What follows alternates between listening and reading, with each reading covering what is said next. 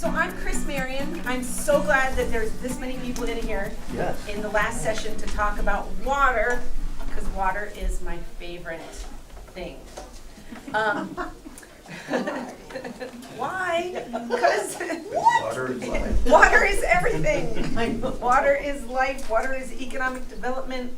Water is rural prosperity. Water is urban prosperity. We are nothing without water. So we are gathered here together to talk about it. I'm going to speak to this later, but just hang on to it. Feel free to mark it up and take notes. My name is Kriss Marion.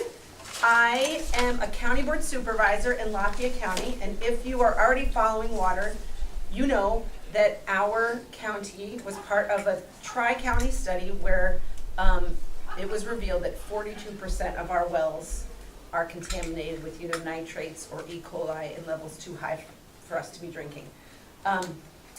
I'm really proud of that study. I worked really hard. I've been working on it for many years to get it done. And it was really that study that kicked off this speaker's task force on water, among other things.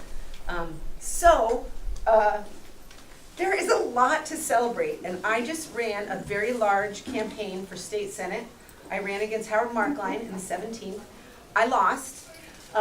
No, it was a trial. Getting to know what you do better. It was a damn good trial. I know. Well, I am among family here. And thank you guys for your support. But what I recognized during the campaign is I like to work really hard. I really love to work, and I'm not so good at celebrating the victories that happen along the way. And I really want to take this opportunity while I'm gathered with you guys to celebrate what happened during this last election. In 2018, we were only able to flip one seat from red to blue. Obviously, we got the governor and all the statewide seats, but we got a tremendous victory when it comes to water. And like I said, I've been a water advocate, a water fighter for many years, literally beating my head against a wall with the very same legislators who asked for this task force. I did not win, and many of my friends did not win our seats in the state legislature, but boy, did we win a huge victory for water. And I want to acknowledge that and celebrate that with you all, because it's really quite amazing. I was going to buy balloons on the way here, but there's nowhere to buy balloons anywhere between Blanchardville and here. So we got a lot to work on, rural development. That's why I'm running again. Yeah, just imagine balloons. We won something really big. So we did. This is a huge deal. I don't know if you can see this. Some of you said you need my email. Because some emails have changed since the campaign is over, and I don't have a whole team answering my emails and helping me wade through things. But Marion at Circle M Farm is the best email to reach me at. So that's Marion, Marion. And the best phone number for me is 608-636-4652. Made is M-A-I-D. M-A-I-D, yep. Oh, Circle M Farm. Yeah. Not made in Wisconsin? I'm not made in Wisconsin. I was made in Pennsylvania. And I have chosen to be here and thrown my lot in with you all because Wisconsin is the most beautiful place on earth. We still have clean and abundant groundwater. It's not over yet for us. We still have small, medium, and large farms. That's very rare. That doesn't happen in a lot of states. We still have small towns with intact main streets. That is not the case where I grew up. And so I am here with you all to work on the things that you care about, because this is an amazing place. So thank you for having me. So what's next for water? We won this tremendous victory, and it is the year of clean drinking water. So this is what Tony Evers proposed. I just want to talk a little bit about the chain of events that happened right before Evers' address. I had been working on this, trying to get this water study done in Grant, Lafayette, and Grant County, in Iowa County, Grant, Lafayette, and Iowa. For many years, talking with legislators, I also was working in Greene County, and we got it done through a strange serendipitous chain of events. And for those of you who are working on projects, whether it's water or education or roads or anything, I just want to encourage you that just when you think it's the darkest, sometimes crazy things happen that amplify your efforts. And this whole thing that has happened with the SWIG, which is the southwestern Wisconsin groundwater and geology study, SWIG, I think that's really cute name, didn't make it up, I think it's wonderful though. The things that happened right after the election when things seemed very dark, for me personally, I could not have predicted. So I want to encourage us to keep working hard and in some ways just to sit back and trust. Because there's a lot about politics, there's a lot about grassroots organizing, there's a lot about advocacy that we cannot control. And it's really important to just stay strong, work hard, and then just trust in your team and the other people around you who are working. I mean, we're from all over the southern part of the state here. We are kind of a team, even though we don't all know each other. And you just gotta trust that things are moving along. So while I was running for election in the highest spending race in the state, by the way, so we ran hard and fast. I was also trying to get this water study passed. In my county, in Lafayette, people don't even want to test their wells because they're afraid the government will tell them what to do. It's not true. The government can't tell you what to do when it comes to your private well. But people are afraid of what the government is going to say. They're also afraid that agriculture, their neighbors, are going to get blamed. So people just don't even want to, I've been trying so hard to convince people to do this study, and it was very, very, very difficult to do. In fact, my county board voted it down, and the biggest argument around this thing happened the night of the election while I was at a land and conservation meeting. And I left that land conservation meeting where this water study exploded. There were very ugly things said, and I thought to myself, maybe I'm not going to win this election. Partly because the mindset of my county kind of got revealed to me in a really deep way. So I lost that night. Then we had Christmas, and then I got in a car and went to visit my parents on vacation, and while I was in the car, I got the call that the first results of the SWIG study had come out, and that it was 42% of our wells were contaminated. By the time I found out about that, it was already in the national news, it was already in the Madison papers, it was in Dubuque, it was in the Star Tribune in Minneapolis. Everybody knew about it. The results of this study could not be ignored because the news flew like wildfire. Now I gotta tell you, we had done a study 2 years ago just in Lafayette in 2 townships where 49% of our wells were contaminated. We knew we had a problem 2 years ago, but it was completely suppressed. It never went anywhere. The county didn't want to acknowledge it. Like I said, we had this fight the night of the election. So the fact that this took hold so quickly and powerfully and became national news was incredibly shocking. In the meantime, while I was getting that phone call in January in the car, driving to Pennsylvania to see my parents, I was also making phone calls to raise money. Raising money doesn't end when the campaign is over. I was raising money to pay for this study because my county wouldn't fund it. So I privately raised the Lafayette County portion, myself and my friends. Also, one large farm group kicked in half the money, which was very important.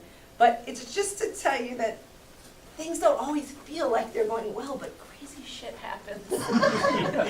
And you just gotta take advantage of it when it happens. So, of course, my county, Lafayette County, my land conservation department, the other county supervisors, barring a couple, we're not interested in amplifying the news that 42% of our wells were contaminated. But a lot of people were.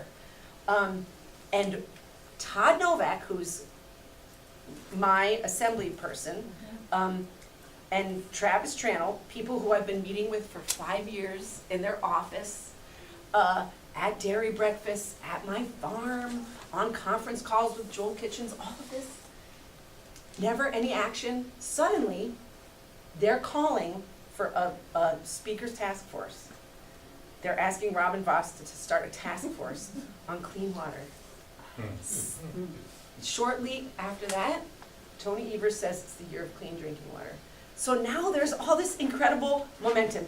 We did not get a blue wave in the election, but we got a blue wave in January. And this is why we ran. One of the big reasons that a lot of us ran was for the environment, for clean water. So friends, I just want to say, we don't win everything, but we win some things. And our elections, our great effort, our fundraising, our knocking on doors, we have to keep in mind that it's just not about winning seats, it's about winning on these giant issues. Howard Markline, who I ran against, again, met with him in his office many, many times to ask him to do something about water, never did anything. All of a sudden, his newsletters every week are all about water. All these things he's gonna do for water. You know, it doesn't please me to see that he's now gonna be the water guy, but I gotta have perspective and realize that this is how we get things done. This is how we get things done. We run, we put our effort, we put our shoulder to the plow, we join with each other, and we get things done. So I'm delighted at where we're at. Here is our water quality task force. Does everybody know what this is? Should I explain it? We actually have someone who's on the task force here. Mark Miller, who's a senator. Thank you so much for watching out for water for so long. Mark has been an advocate for water for a really, really, really, really, really long time. And it hasn't been easy to be that advocate in the past decade. This is legislative? Yes, so I should explain a little bit. So this is the Speaker's Task Force, Robin Voss's task force. Robin Voss, by the way, is the guy that I sued to get the cookie bill. Right, so, you know, these are not allies in every way, but he's an ally right now, so we're gonna get friendly. These are planned places where we're gonna have public hearings. I know it's a little bit fuzzy. I bet I could work on this, right? Could we like, Adjust the keystone. oh, that's perfect, that was, Oh, okay. Adjust the keystoning on it, you'll get it square too. I don't know what that is, because I'm a politician. So interesting that Lancaster, which is in Grant County, is one of the places. Darlington, the capital of the county seat of Lafayette, is not one of the places. 55% of our wells in Lafayette County. In this study, it was a tri-county study. 42% of wells were polluted in 3 counties right here, but Lafayette had the highest at 55. Was that one of the 2 townships that you did the years before? 2 years ago, yeah, it was in Lafayette. I'm a county board supervisor in Lafayette. What 2 townships was it? It was Seymour and Wyoda.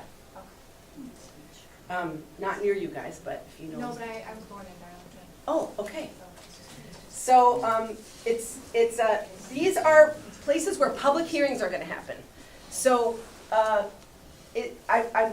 think this is a great graphic that got put out. It's, for one thing, it's beautiful. I love water, so this makes me happy.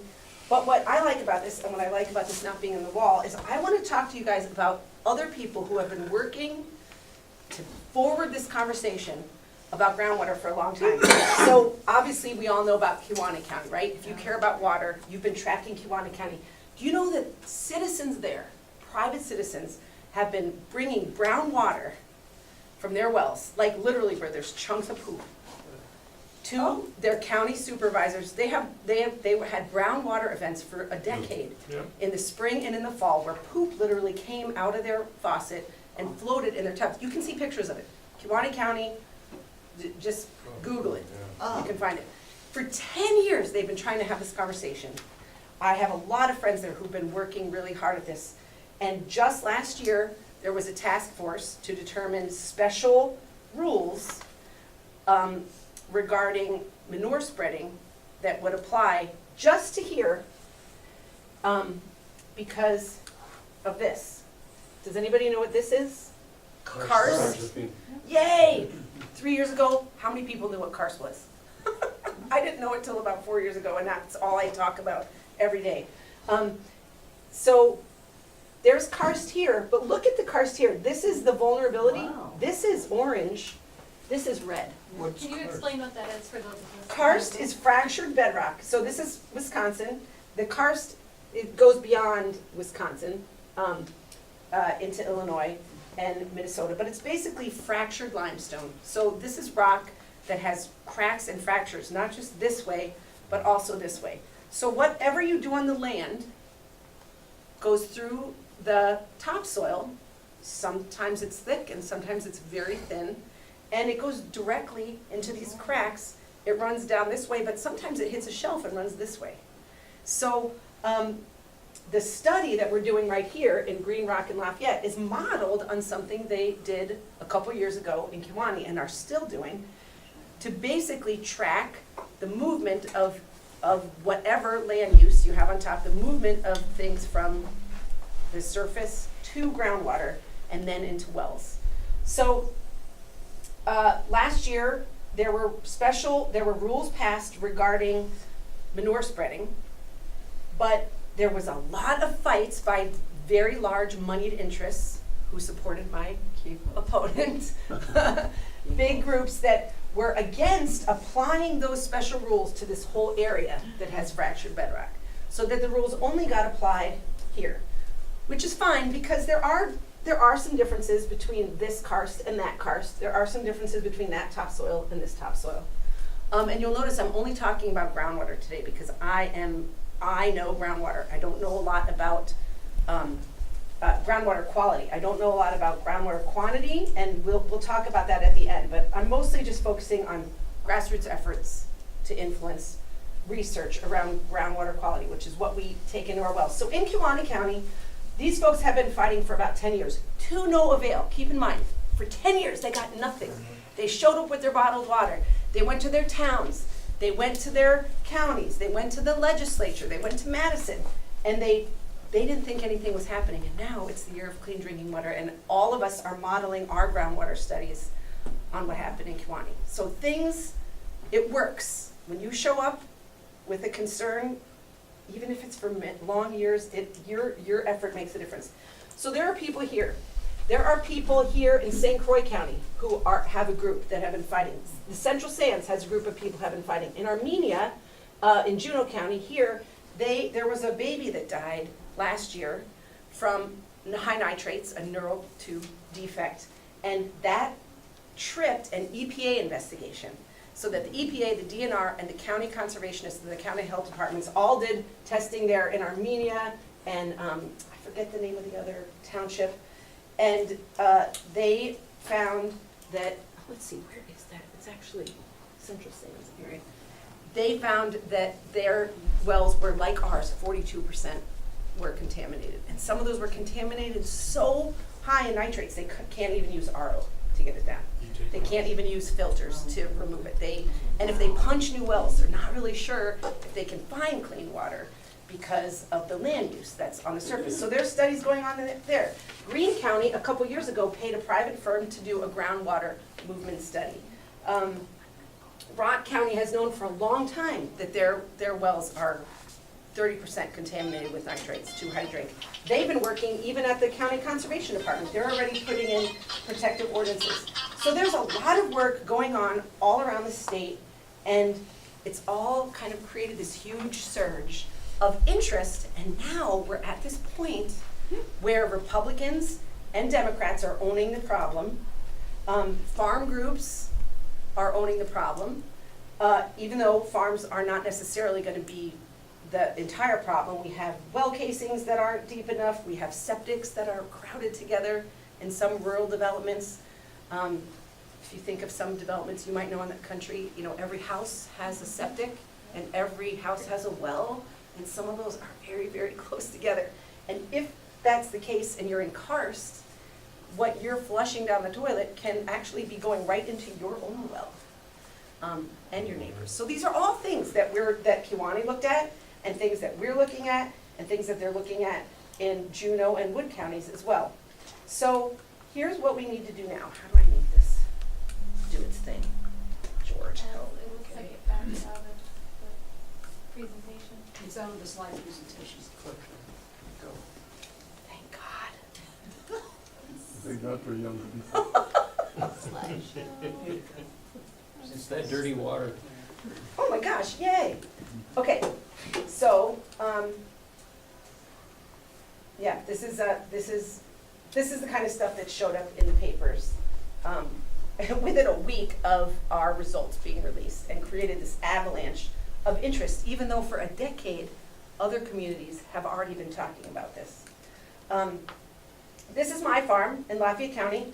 It doesn't look like it should be vulnerable, but underneath my topsoil, which actually is sand, is karst, and it's red. It's very vulnerable. And I actually have a picture of this frog here because I want to remember to tell you why I care about water. My farm is quite beautiful, as you saw. I am an organic vegetable farmer and I have a bed and breakfast. I bring a lot of people there. Just today, I was telling these guys, my bed and breakfast guests that I was making breakfast for this morning, the gentleman said, "Your water smells funny." And I was like, oh my gosh. He goes, "I don't smell any chlorine." And I was like, that's right, it's a private well. And this stuff is precious. And then I went on to lecture him for a long time all about why you should vote for people who care about clean water. Anyway, a couple years ago, I was just head down on my farm, working very hard to build my business. I was starting a farmers union chapter that was growing like gangbusters in southern Wisconsin. And I was picking raspberries for my farmer's market. And something landed on my shirt. And I looked down, I thought it was going to be one of those ubiquitous Japanese beetles, but no, it was a little tree frog.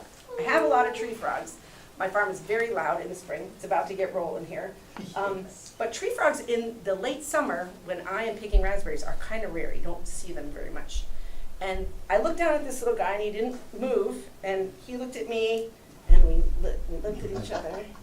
And I really felt like I had this exchange with God or the universe or the frogs or whatever, that if I don't work with the people around me, I'm not going to have these guys on my place, because it's not enough to have an organic farm on my 20 acres and watch out for my water. I need to work with other people in my watershed if I'm going to have these guys in my slough. Can you maybe move that chair out of the way so that you can stand more to the side of there? How's that? Yeah, that's better, yeah. Stand right here? That way I can see. I'm sorry about that. Thank you. I don't know if you were having that problem too. I'm glad you spoke. Yes, thank God. Speak up always. So this is the message that I want us to understand. My neighbors are largely conventional farmers. And I can't just put my foot down and put up no spray signs and complain in letters to the editor about the practices I think my neighbors are using. We can all do better. Organic farmers can do better. Homeowners can do better. Contractors can do better about constructing wells. Counties can do better about educating people about that if you own a rural home, you are in charge of your own poop and your own water. That is something that is kind of surprising if you're like me and you move from Chicago to a beautiful farm in Lafayette County and you're like, my God, I'm in charge of the poop here. That's That's a big job. a very big job. And what goes in my septic is gonna impact my neighbors, especially in a place like I live. But really, all of us are in the same boat. Whether you're Republican, Democrat, old, young, a hippie or not, whether you drive a diesel truck or a Prius, you need clean water. And we need to reach out in our watershed, our little watershed and our bigger watershed and our state, and we are going to need to work across the table in language that works for everybody if we're going to solve this problem. Because, friends, we are on the edge with climate change. We already know that. But with our water, I sit in a lot of meetings. By the way, this is what's on the cover of the Wisconsin Counties Association. This is what every county supervisor got this month. Wow. And the whole thing is about water. And you know, the news is not great. The news about groundwater is not great. The amount of people who have contaminated wells in Wisconsin is shocking. And it's a bigger job than people realize, and we're not gonna get it done by staying siloed. I'm on my Land and Conservation Committee, and I went to the Wisconsin Land and Water Conference, which is for all county conservationists and county board supervisors, and every single breakout had 1 or 2 sessions on groundwater. Now, I've been going to this thing for 3 years, and I'm not sure there was a groundwater breakout session last year, or the year before that, and now we're all talking about it. So we're at a really great place. We're almost in agreement about what the problems are. Not entirely, but we're very close. And if we can lobby hard right now for resources that go toward science, we might be able to agree. Yes? So I don't know if you're gonna get to this, but just let me know if you are. Yeah. So what can a person that has a contaminated well do about the well? Is there ways to go about fixing that well, to getting it to cleaner water? Yes. Okay, We can deal with that now. Let's see, what did I have next? don't let me interrupt. You can get- Yeah, let's wait. Okay, so I just want to hammer home that there are many, many, many, many ways to interact with the decision makers in your community. And those are going to be at the town level, village. Now, village isn't over private wells, but we need villages and municipalities to reach out to counties and the state and say, we also care about groundwater. Because we're talking a lot about private wells here, but the groundwater is also feeding our municipal wells, and municipal wells are being treated with all kind of things. They're being sanitized, there's lots of, they are tested all the time where our private wells aren't. But the groundwater affects everybody. Yes? Oh, were you I was raising just your hand? judging. Oh, okay. I didn't want to fall asleep. Okay. So we're at a really unique moment. You know, you've got the speaker, who's a Republican, the Speaker of the House, Speaker of the Assembly, leading this task force. It's 75% Republicans, but it's 25% Dems.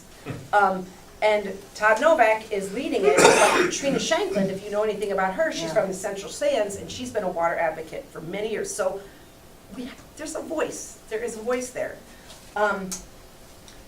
There's another task force. Joel Kitchens has started one about nitrates in particular. So there's all of this interest in doing science. SWIG in my 3 counties is going on. We're doing another round of testing this spring. And there are 7 counties kind of around the Central Sands joining together to talk about doing groundwater studies themselves.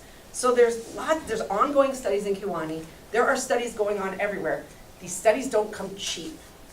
And we need to advocate for funding to get these studies done. We need help for the counties. Like I said, I had to raise the money for my county's portion. There are going to be other counties that are poor and sparse and are also going to need help. So We have an overabundance of money left over, I thought. we have a big surplus of We money. had a big surplus, didn't we? You can write- 600,000 or you what? can- How much was it that I'm not the sure. big Mark, man what is left us? Well, what should Well- it be used for except for we the people? it? Oh, I'm The sorry. new budget isn't set yet. So, Whose budget? Yeah. So you know that Tony released his budget, and you saw on the first slide that there's money in there for our groundwater study to make it go a little farther in the southwest Wisconsin, but also for other, I think it was, I forget how much, a lot. 70 million to work on lead pipes, but also other water pollution. That's a lot. 1.6 million to help people who have polluted wells. That's what the well compensation program is. There's money in there, but this is not a budget that has been passed, right? This is being countered by the legislature now. But if you flood the legislature, your representatives, and ask them to fund initiatives for clean water, they can't ignore the voter.